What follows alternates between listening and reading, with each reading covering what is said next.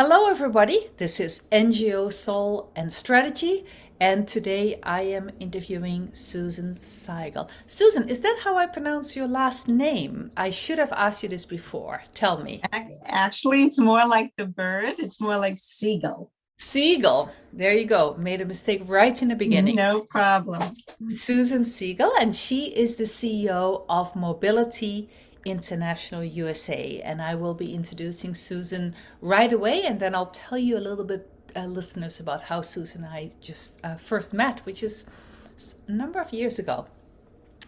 So Susan, as her bio tells us, has been a wheelchair rider since the age of 18. She co-founded the Disabled Women's Coalition at the University of California in Berkeley here in the USA, together with Deborah Kaplan. And during her time at Berkeley, she also co-founded a recreational sports program for students with disability. Sygall's, your experiences, Susan, are you traveled a lot. You co-founded then this nonprofit organization, Mobility International USA, together with Barbara Williams back in 1981. And your organization runs an exchange program and promotes the inclusion of people with disabilities in international volunteer exchanges. And I think you do even more than that, but you're going to tell us. Susan won a very prestigious Henry Viscardi Achievement Award in 2014 for her work in the disability sector. And even more prestigious, she was the recipient of the MacArthur Foundation Fellowship in 2000. And also named an Ashoka Fellow. And for those of you who don't know Ashoka, it's a very well-known organization that supports social entrepreneurs. And Susan also served as an editor for the magazine Transitions Abroad. And I got to know Susan a number of years ago in the context of Interaction at Interaction Forums. Interaction is the US umbrella organization for INGOs. So we met at the Interaction Forums annually, we've met at CEO retreats, and we've met at a couple of women's retreats, right? And I know Susan as a pioneer in the US INGO community on disability rights, and you have fought the good fight for as much as 4 decades. And lastly, a full disclosure on my end, I have a personal connection to disability rights because I have a family member with disabilities. So the issue is one that I care about even more because of that. So Susan, welcome to our show. Thank you so much, Tosca. I am so excited to be here. I hope you'll find it an interesting conversation. I know we will. So, the obvious question first, Mobility International USA. Tell us more about its mandate, mission, and also, are you part of a global organization? If there's a USA part, are there other parts? I actually don't know that the answer to the last question. Okay, sure, Tosca. So MIUSA, as we call it, we're a DPO, which means we run by and for people with disability. And our mandate is to advance disability rights and leadership globally. And we do that, as you mentioned, through international exchange, but we also work very much in the international development space, where we work on policy, legislation. We do a lot on, as you mentioned, on disabled women's empowerment. We teach at the university here in Oregon, and we also do consulting for international development organizations on inclusion and have done consulting with organizations like MacArthur. So very much on the ground, consulting and running our own programs. And we are the only MIUSA, so we are a national office, but we do through our alumni, we have alumni, over 2,300 alumni in over 135 countries. Wow, that is a lot. I'm also interested in the fact that you have consulting as a kind of a fee for service income stream, which I think is really smart, and the way in which some other organizations who are not yet contemplating might want to think about that and might want to learn from you. My understanding, Susan, about your leadership development work with such an enormous number of alumni is that you, at least for a while now, and have focused on women leaders, disabled women leaders. I could imagine why you do that, but I want to hear it from your own mouth. Right, yes. Well, of course, the majority of our programs, if you look at our statistics, are for both men and women. But we are known worldwide for our WILD, which is our Women's Institute on Leadership and Development, because something different happens when disabled women have their own space or have their own program. We can really concentrate more on the issues. We know there's more violence against women. There's harder to get jobs, harder to get political participation. And so because of this double discrimination against women, we have always felt that it's important to really build this, I'm not going to say pipeline because I've learned that's not the correct word, but really a pathway for disabled women globally to be leaders. And now we have our quote, wild women in over 89 countries. And, Tosca, we could talk about all the double discrimination, but I also like to talk about, but disabled women have two things to be proud of. They're women and they're disabled women. And so for some women, we work with women in Africa, Asia, that's a whole new concept, being loud, proud, and passionate to be a disabled woman. I love that you say that, and it's in fact it's something that I want to ask you later on if we have time. That there are, so often we think about disadvantages, right, and discrimination, but they can be sources of strength and power, right, and pride that can be tremendously also attractive to people outside that population. So let's talk a little bit more about disabled people's organizations, or DPOs. You already introduced that acronym. So, as a layperson, I've occasionally worked alongside people who know a lot about DPOs, but I myself have never had the privilege yet to really focus on DPOs. So my lay observation is that quite a few disabled people's organizations obviously focus on delivering services to people with disabilities, and or advocating on behalf of disabled people with local government, national government, and with other actors, if you will. But there are also some that see it as their role to influence the behavior, the practices, the mindsets, and the worldviews of mainstream, quote unquote, NGOs. So NGOs that do not focus in any particular way as such on disabled people. And I'm really interested to dive a little bit into that, the influencing of those mainstream NGOs. So what have you, as the executive leader, and what has Mayusa, your organization, what have you learned about what are the best strategies and tactics for that type of influencing work? Right. Yeah. So that's a great question. So yes, a lot of organizations, DPOs, some people call them OPDs, organizations of people with disabilities, are, providing services, counseling or whatever, all sorts of different support. But more and more, they're also realizing that they want to pass legislation. So if you want to pass legislation, then you've got to start working with civil society and maybe with other international development organizations that are working on elections. Or if you're working on accessibility, again, you might be working with other international organizations who are working on infrastructure. So more and more, I think organizations of people with disabilities are realizing to make a systemic change beyond just service delivery, they have to, as we would say, and I know you'll ask me about this, infiltrate the mainstream organizations to not only influence them, but also to make sure that everything that they're doing is including disabled people, whether it's climate change, environmental laws.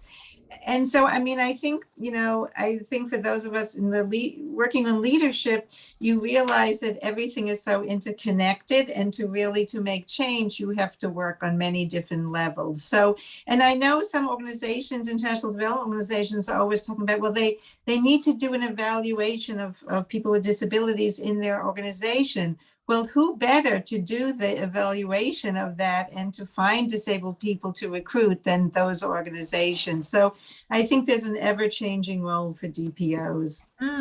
But can we talk a little bit more, Susan, about specifically, what strategies and tactics has your organization and have you found most helpful to influence behavior of mainstream NGOs who did not think it was their role to be an actor for disability rights? Right. The two things that we've done, I think that's worked is one is we, as you mentioned, we have this consulting, the excellence in disability and development inclusion. So organizations are learning how do you budget so that you have money for reasonable accommodation. I think a lot of organizations want to make changes, want to include more disabled people, but they just don't have the how to. Or they want to recruit more people with disabilities, but they don't know where they are, how to reach them. So for us, it's been doing some one-on-one consulting with organizations. And, you know, just recently when we hosted our 23 disabled women from 22 different countries, and we had 13 international development organizations come. Well, what better way to change how people think than to spend 2 days with disabled women leaders when they're really realizing, oh, yes, we do need to have sign language interpreters if we're going to have more deaf people. And this is how you have an inclusive meeting. And is our website really accessible? But I would say, you know, learning how to budget for inclusion and forming partnerships with either disabled people's organizations or disabled women's organizations, that seems to really make a difference, because then it's not just something on a piece of paper. They've met people. As you know, to make change, you have to have strategy, you have to have intentionality, but you also have to have sometimes personal relationships to get things to happen. Yeah, indeed. No, I could see that it could be very influential. Having said that, it's hard to scale that, right? And there are probably many DPOs like MIUSA, like Mobility International USA, who have taken up similar offerings, right? Such as consulting offers. But how do you scale that to an even bigger level? I'm curious. Right. Well, you know, it's interesting. I was just a few hours ago, there was a meeting for Interaction, as you know, and they had their diversity, equity, and inclusion meeting, and there must have been 40 DEI program offices from all the big international organizations were there. And it was very exciting, because I think what's happening, I think, to scale up is everyone is scaling up DEI right now. I mean, people are budgeting for DEI. I mean, every major organization seemed to have found the money to have a DEI officer, a DEI manager.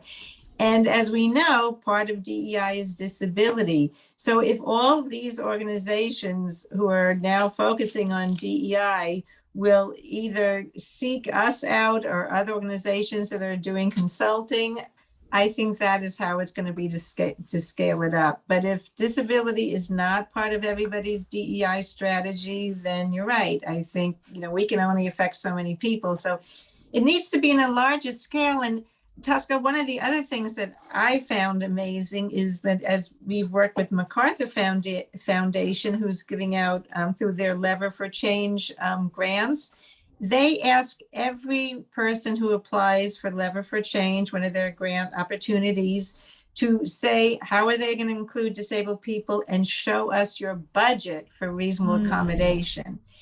And you can't say, oh, we don't do that, or we're not doing disability. You must show a budget, and we would say 1 to 3% on admin, 3 to 5% on program.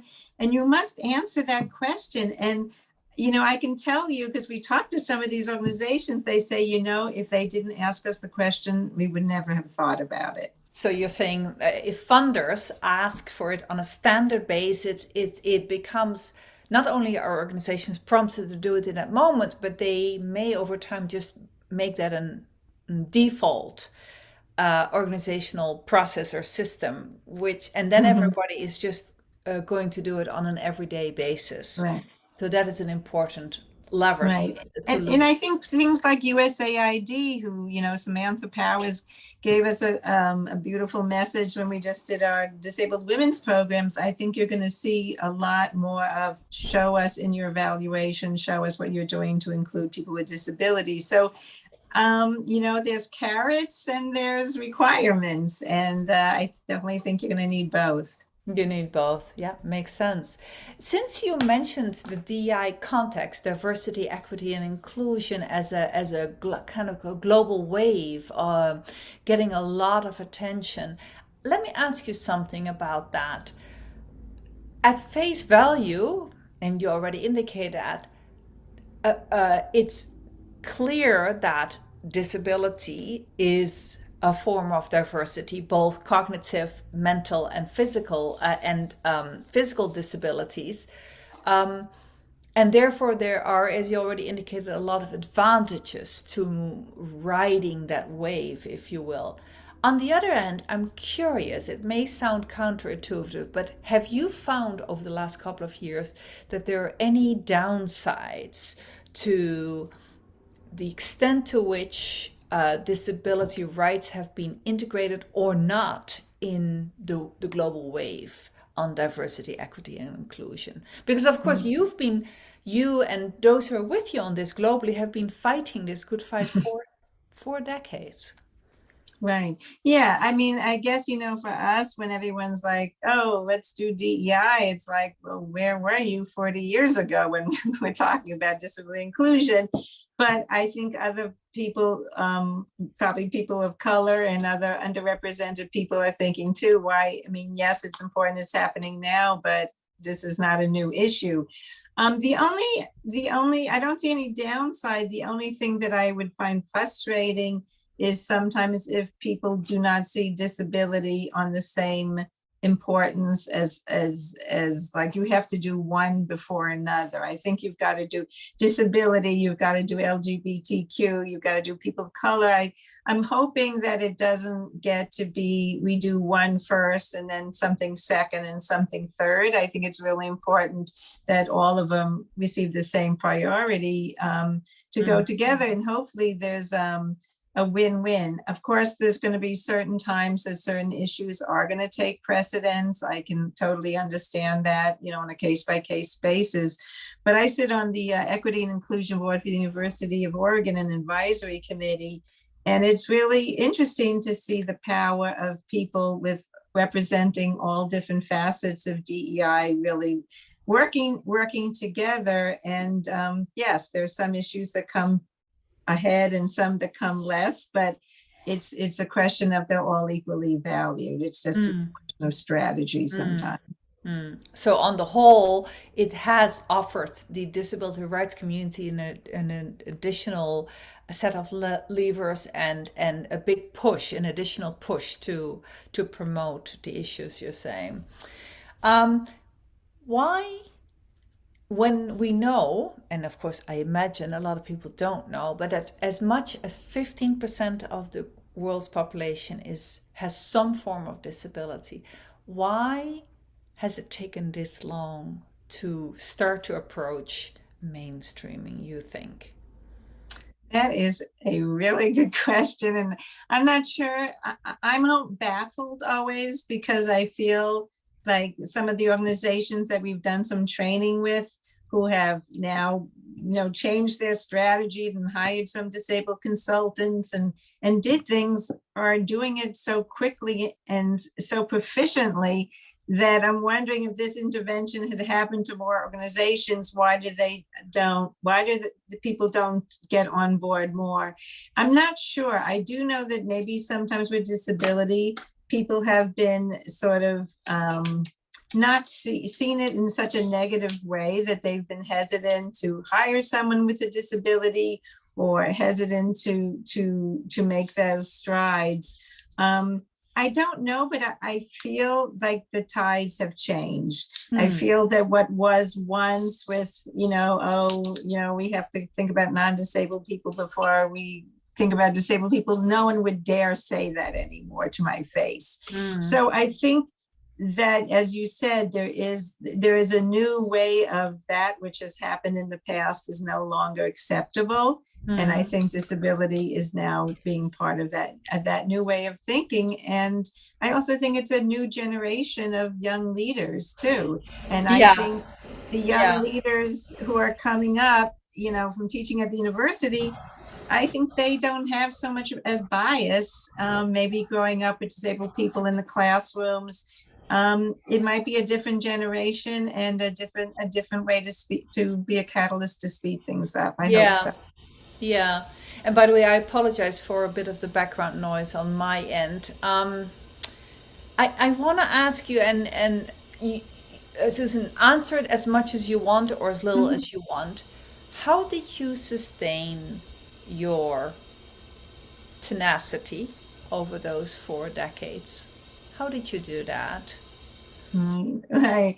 Well, I think, that I have to, when you reflect, I don't think I ever consciously have to think about it. I think I'm a high energy person, and I think I'm an optimistic person, but I think I'm able to combine optimism with righteous anger.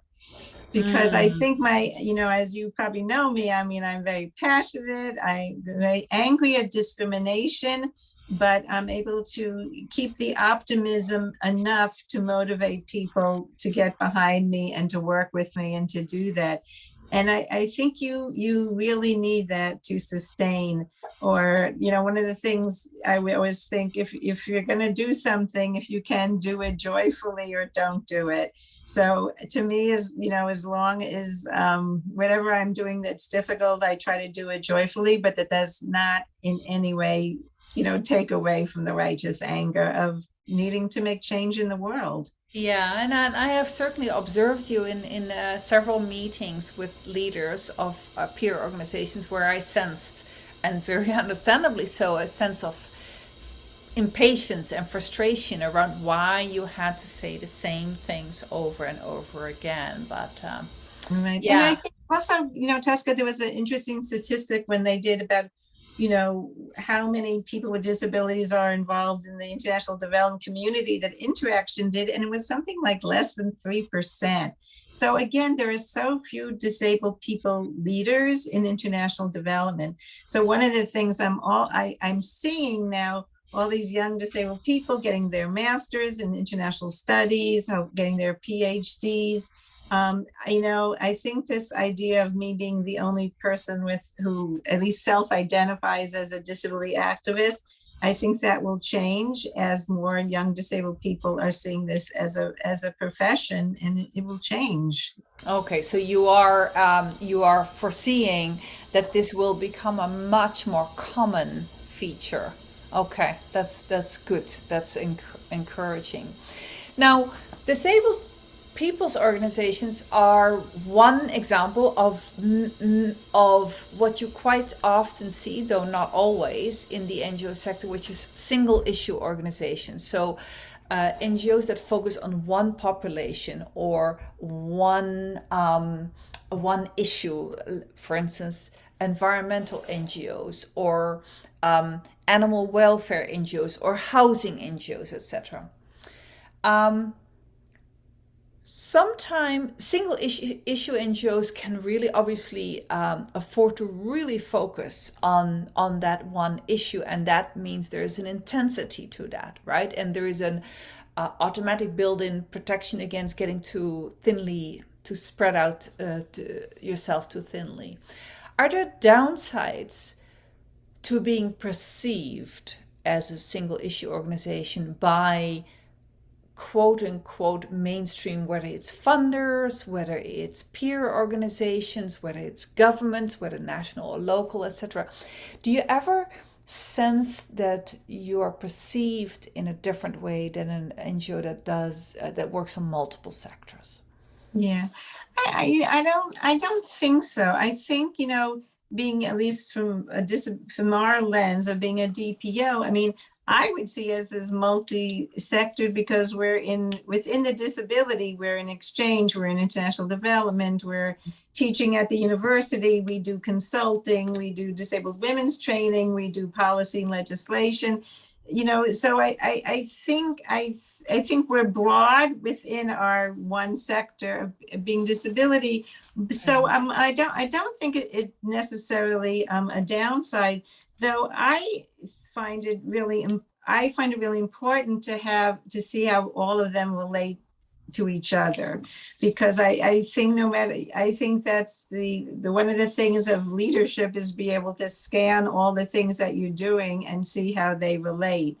Yeah. And I would think even with a single sector organization, whether they're working on microcredit or, environmental rights, within that, there are so many sectors.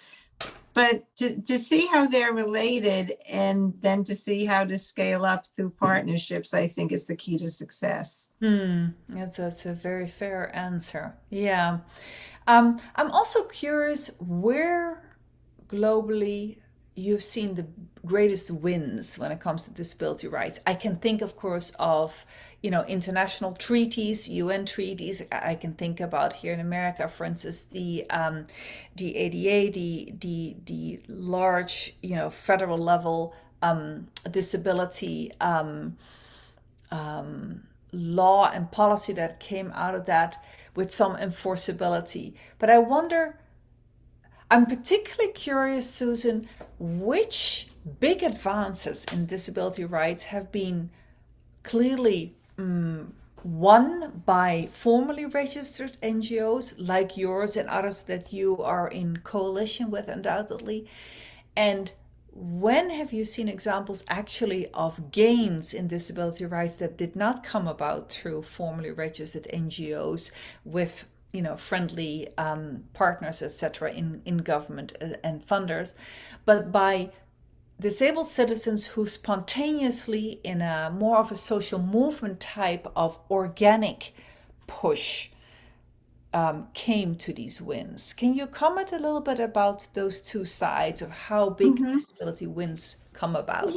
Yeah, I think, when I look back at what are the really big wins, I think, one of the biggest wins was the Americans with Disabilities Act. And it did come from disabled people from back to the history of 504 with a spontaneous takeover of the longest takeover of a federal building.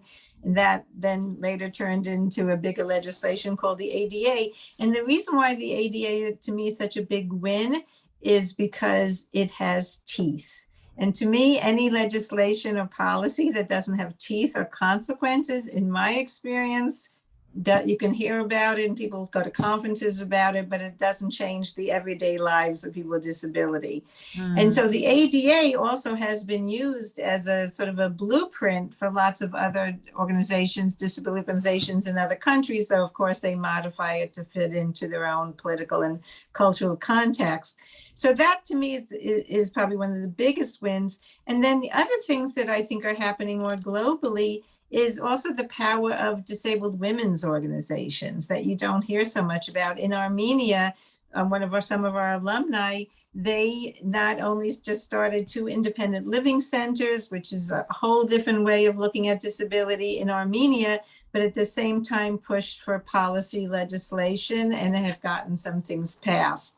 So I think sometimes it's broad coalitions of people, of organizations and people doing things. And sometimes it could be a relatively small disabled women's organization that has very big goals and is just, getting amazing traction in a very short amount of time in Armenia.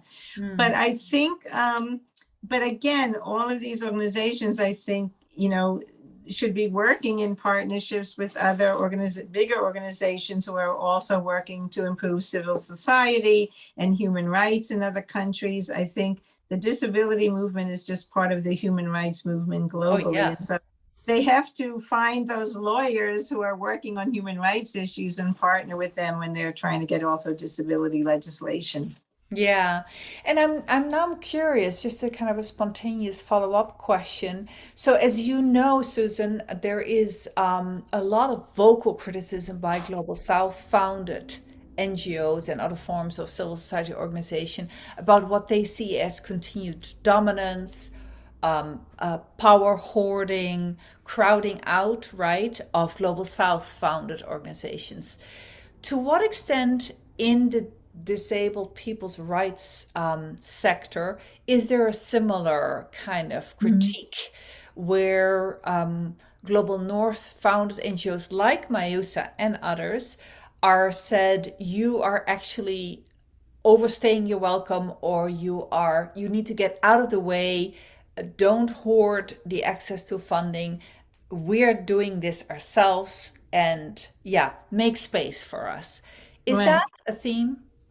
Well, I think, one of the things when our name really isn't probably need to change the name to MIUSA, because we're very early on when we started, disabled people said, oh, can we be a Mobility International, Costa Rica or Ghana or wherever? We want to do that? And we said, no, we don't have any offices or any staff in other countries. We said, start your own organization, be your own entity, decide who you want to be who you want to be, and then we will partner with you, but you be your own organization. So we, from the very beginning, had no interest of having, still satellites of our organization. So we never did it. So that was never our intent. And I think it was because why should we? So I think, but now so we partner with a lot of our organizations that we work with, but I think there's still a long way to go. I think the DPOs in the Global South need to get more funding, need to get bigger grants, need to strengthen their own organization. So to the best that sometimes, just like we can't receive large grants because we're a smaller organization, we receive as big as grants as we can, and then we partner with our other, or as much as we can, with our alumni and other disability organizations. I do think also there's organizations that are very big and global that do disability work, but they're not run by disabled people. And so I think, if they're doing certain work that nobody else is doing, I think that's fine, but they should never be competing with organizations run by people with disabilities. That's a norm basically, that you and your sector are still kind of, at least informally, are pushing for that should be a norm in the sector. Yeah, and I think, again, I mean, if someone is doing rehab work and with medical doctors, I think that's great. Well, of course, I don't think DPOs want to do that. But if somebody, if there was a competition to do, let's say, capacity building with disability organizations, you would think that you'd want to support disability run organizations both in the US and abroad. So I think everyone is doing, everyone, including ourselves, is doing some reflection about how to, how to make this a more just world. The other thing I know that you'll hear a lot about is people talk about everything should be locally led development. And I think that is, of course, really good. But I think when you look at locally led, if the people on the local level if disabled people aren't at that table, they may not be saying, let's include disability in all our programs, or they might still have an outdated view of disability. And so locally led is great, but let's be sure that locally led includes disabled people's organizations are at that locally led table as well. Yes, because both public opinion as well as the opinion of governmental leaders and local funders, etc., might still be reflecting a pretty outdated perception on what is the agency of those leaders, of those disabled people's leaders. Yeah. Now, you've also talked to me before, Susan, about uh, uh, about profiles of DPO leaders. You have 4 decades to look back upon. I'm going to ask a dangerous question. I'm going to ask I you. love it. Well, I'm just going to ask you to generalize a little bit. Are there a few attributes of disabled people's leaders over your decades of experience that have struck you as being different or often occurring that in that population that you do not see so much in the leaders of your peer organizations? Right. Yeah, I can speak from my experience, especially working with disabled women leaders. There usually is someone in the person's family or immediate or relative that has push back preconceived notions of what is possible. It's the grandmother when everyone said, to the kid, in another country, you can't go to school because there's steps. The grandmother says, yes, you're going if I have to literally pick you up and take your wheelchair up the steps. There's someone in the family, if someone had a mental health disability or a psychosocial disability, somebody said, no, I believe in you. You're going to go to the university. So it just seems that it usually is someone in their immediate family who doesn't believe in preconceived notions of what's possible, who is that person who pushes through, because every leader that's at least alive today has had to deal with so much discrimination. And then how did they overcome that to say, we're not listening to what everybody's saying, we're going to do it anyway. And just, for myself, who became disabled at 18, I probably, no one would hire me. I mean, a person in a wheelchair that many years ago, it was almost impossible to get a job. So when you mentioned, yes, I co-founded 2 nonprofits, probably the only way I'm here today is if I wanted to reach my highest potential was, co-starting 2 organizations to do that. So again, I'm hoping things have changed now. We're seeing more people with disabilities finally also being hired by mainstream. But looking back, it's going to take someone who is ready to not go with the status quo. That's really interesting. So somebody, and you say often in the family environment, who acted informally, had tremendous confidence in the person, and was informally both a sponsor, what I would call a sponsor, somebody sometimes behind closed doors also would advocate for the person, but who definitely was mentoring and was just giving fulsome support, right? And that's how the person was able to blossom and come into their full capabilities, as you said. Yeah, too. And for me, personally, as a person who was brought up non-disabled and became disabled, when I became disabled, when I started facing discrimination, I was just like shocked. Like, what are you thinking? And so realizing that you are not the problem is with everybody else who doesn't see that this is a human rights issue.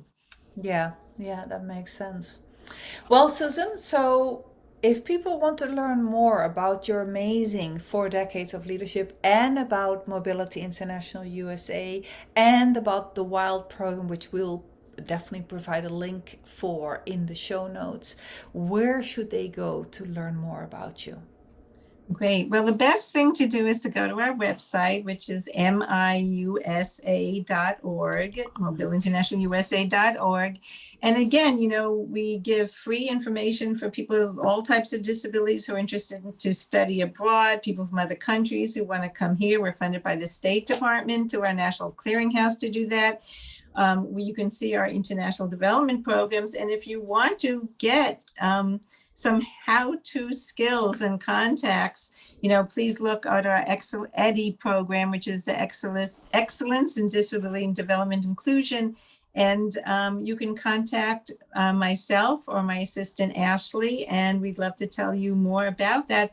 But I just really, Tosca, really want to say that I'm hoping everyone who's listening gets really excited about what is going on. I think there's so many fabulous things that can happen, especially with people in senior leadership really embrace disability inclusion. I mean, the thousands of lives that not only will be enhanced for disabled people, but everybody. And everybody. So this is such a win-win situation that I feel like all people have to do to get the information and the contacts.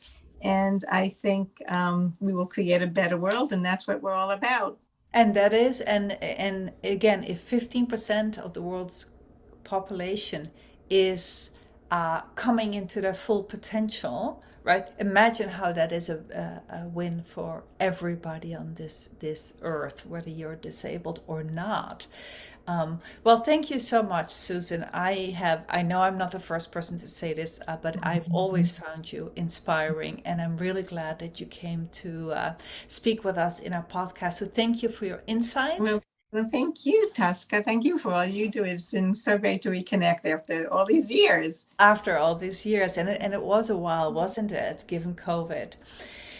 Listeners, if you found this podcast stimulating, then be sure to check out some of our other episodes, which you can find on my website, 5oaksconsulting.org. That is the number 5, oaksconsulting.org. Subscribe to my email list, and you will always be the first to know about new episodes that are dropped. And also to finally mention that we are starting registration for our third cohort of our course on virtual and hybrid team leadership, taking place 25th of September through the 5th of November.